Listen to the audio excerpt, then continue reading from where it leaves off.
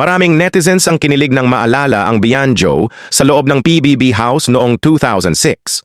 Pumasok sina Zanjo Marudo at Bianca Gonzalez sa Pinoy Big Brother Celebrity Edition 1 noong February 2006. Sa unang araw pa lang, naging malapit na sila sa isa't isa. Madalas silang magkausap, nagtutulungan sa mga gawain at nagkakasama tuwing may task. Napanood din kung gaano sila naging sweet sa loob ng bahay ni Kuya. Pero that time, may boyfriend si Bianca sa labas ng bahay, si Lino Cayetano. Dahil sa closeness nila ni Zanjo, nalito si Bianca sa nararamdaman niya. Umamin siyang confused siya. Paglabas niya ng bahay, maraming tao ang nambash sa kanya. Tinawag siyang playgirl at naputol ang relasyon nila ni Lino makalipas ang isang taon. Si Zanjo naman inamin na may pagkukulang nga siya dahil naging sobrang close sila ni Bianca. Pero hindi raw niya sinadya ang mga nangyari. Pagkalipas naman ng ilang buwan, nilinaw ni Bianca na magkaibigan lang talaga raw sila ni Zanjo. Wala raw naging relasyon sa kanila. Nagkaayos din sila ni Lino. Si Zanjo naman ay nag-move on na rin. Pero hanggang ngayon, tila marami pa ring netizens ang kinikilig sa kanilang dalawa dahil ang lakas raw ng chemistry.